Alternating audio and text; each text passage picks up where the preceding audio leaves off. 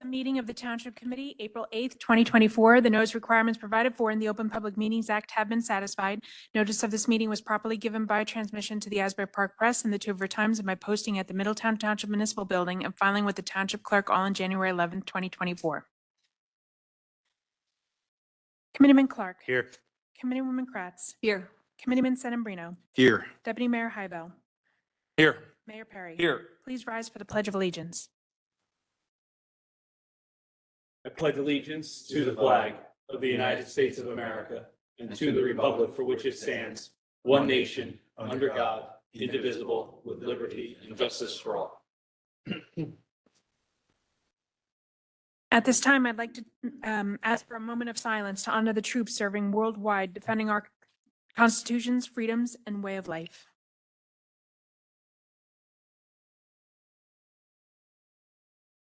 Thank you.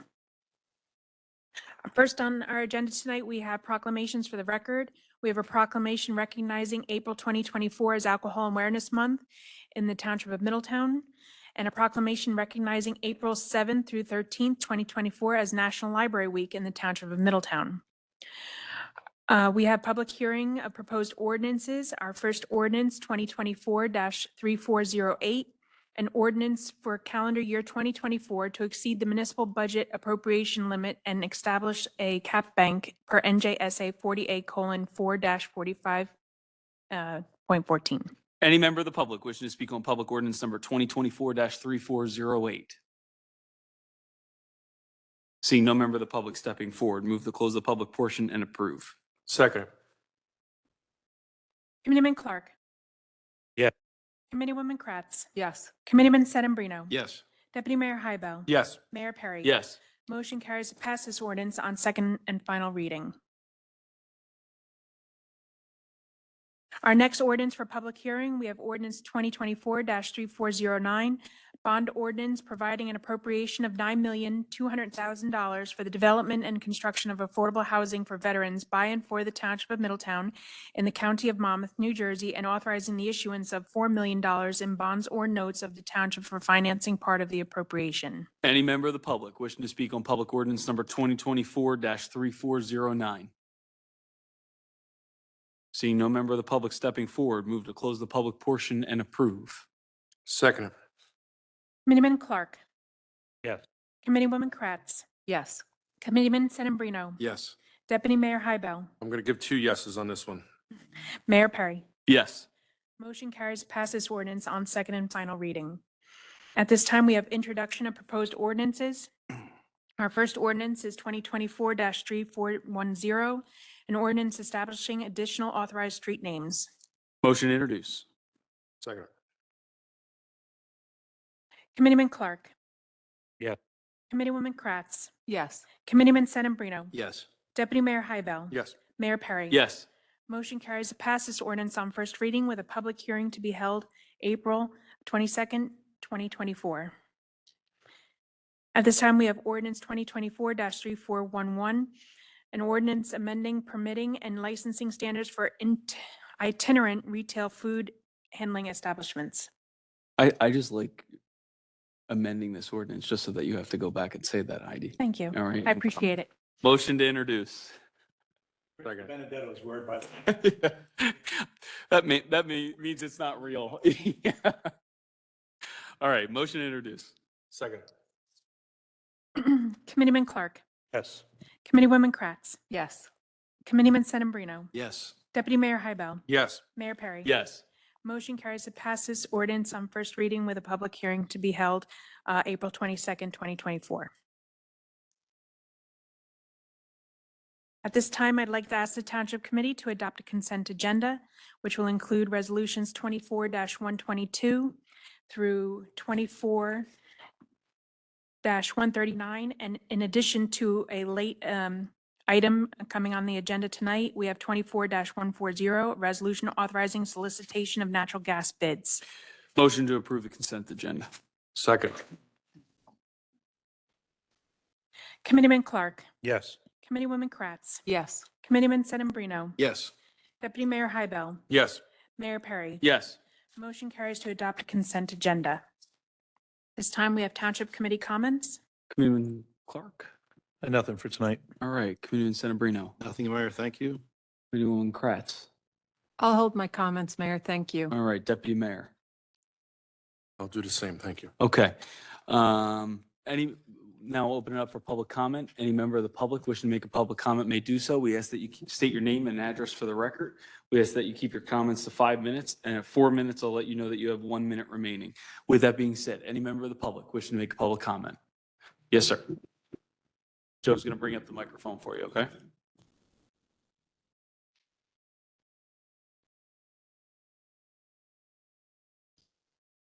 My name's Thomas Lauro. I reside at 19 Raritan Avenue, Leonardo, New Jersey. Good evening, committeemen. Good evening, Mayor Perry.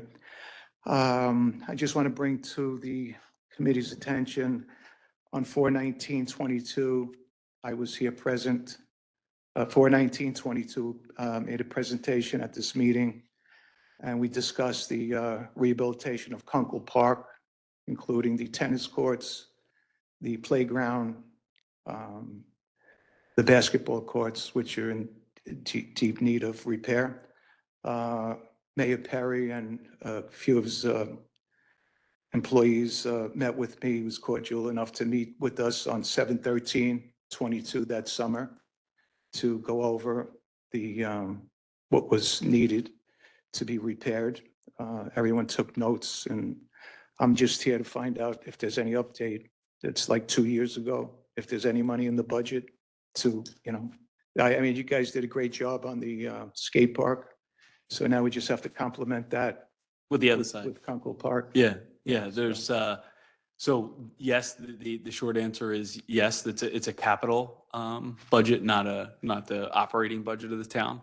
But the plan is to grade any of the areas on Kunkel that need that grading to be completed. But my work this year will be to try and replace, again, it's already in but what's it called? I was gonna say, it wasn't just an analysis for Kunkel, it was an analysis for all the tennis courts to happen.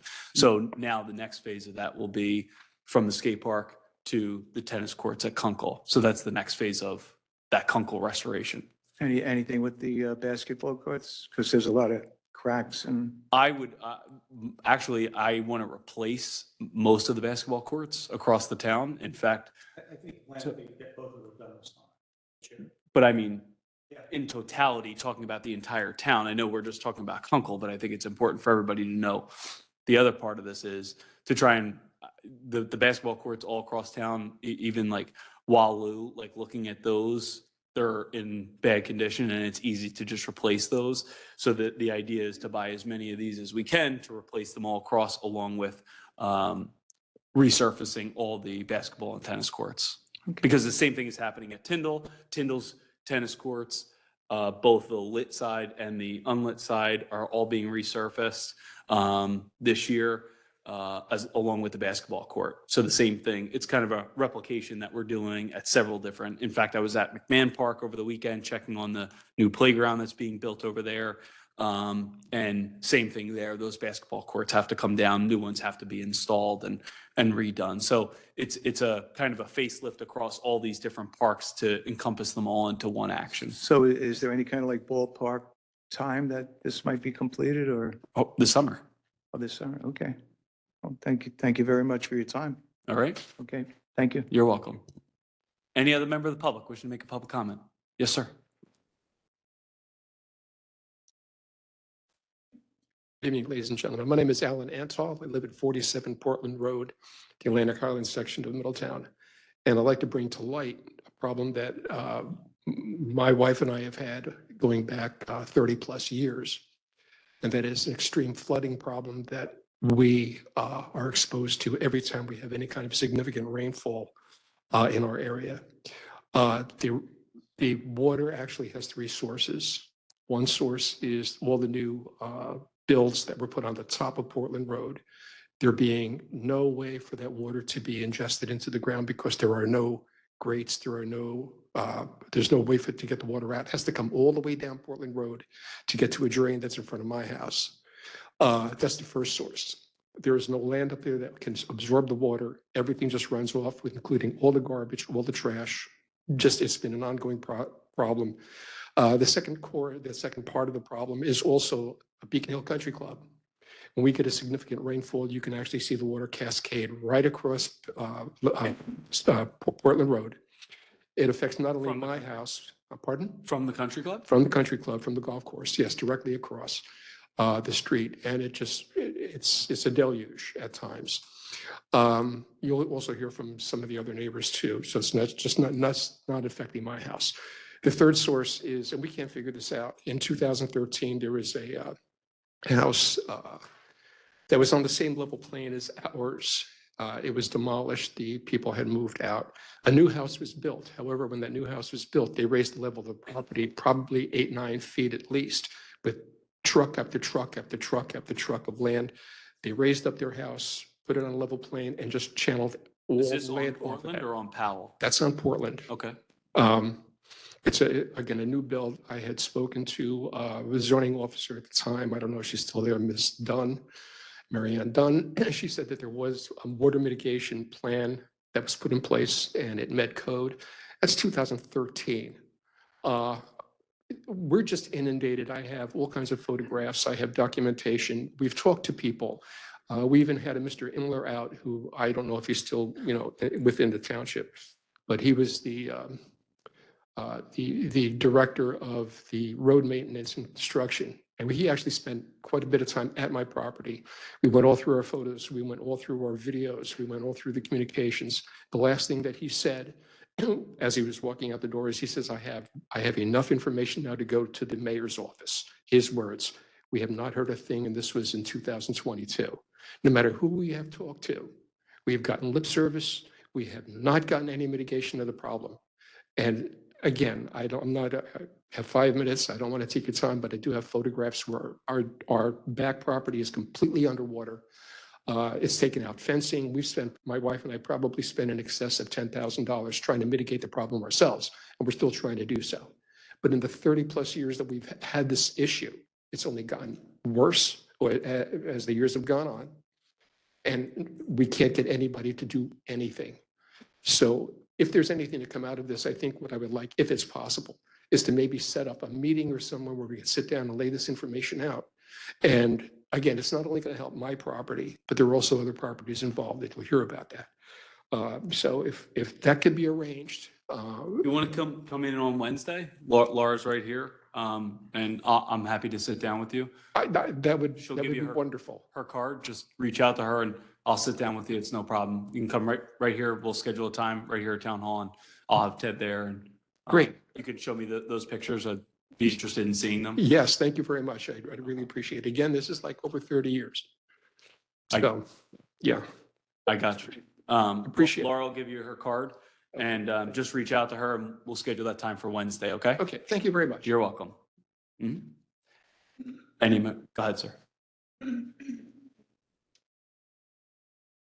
Francis Murata, 29 Portland Road, Atlantic Highlands, Middletown Township.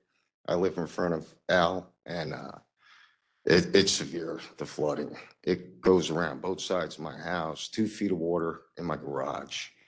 It's out of control. And you got the little brook, all that water coming down the hill. Then you got the 2 drains in front of my house going this way. If you get a lot of rain, they back up and go around the house. Mm-hmm. And then it comes from the golf course if it keeps going. So. Yeah, well, I mean, all of you are, I'm more than happy to meet with everybody, if that works for everyone. Just to kind of go through your pictures and go really look, we'll bring up on the map so that we can kind of visualize everything and you can give us an better understanding. I'm out there all the time cleaning the drains out from the top of the hill to the bottom of the hill, sometimes all night long. Ted, does it make sense to have T&M perhaps, or one of our engineering firms do some type of hydraulic study like we've done for Stavola and over in that area, to do some type of hydraulic study just so that we can get a sense of number one, identifying all sources of the water, and the pathways of the water, and just have them do it takes, normally they do it over the course of like 4 weeks, basically, and we've done it in other areas of town as well to try and mitigate flooding that happens. Yeah, it's a serious problem. Yeah, I mean, listen, Yeah. one of the greatest crimes I think that is happening is the regulatory burden on dredging creeks. I just I think go that into a panic attack every time they're calling for heavy rain. yeah, It's, yeah, yeah. it's a, to me, I think it's absolutely outrageous, the regulatory burden that comes onto dredging creeks. Mm. And, the fight that the township committee is right now in the midst of 2 builders remedy suits, to develop properties, right? Mm. Why does this happen? Is because you're taking away impervious surfaces that are able to absorb that very water. But then I'm also bound by law to, Mm. or we're supposed to be bound by law to build up all these high density housing. So something has to give at some point in time. And what is laughable about the law that was just signed into law is that there is zero regard for environmental impacts. Well, what do you think flooding is? That an environmental impact? So the law that was just signed by the governor would require an additional more than 500 units, okay, times 4, right? So where are you going to put them, and how are you going to stop the environmental impacts of flooding in other neighborhoods by that happening?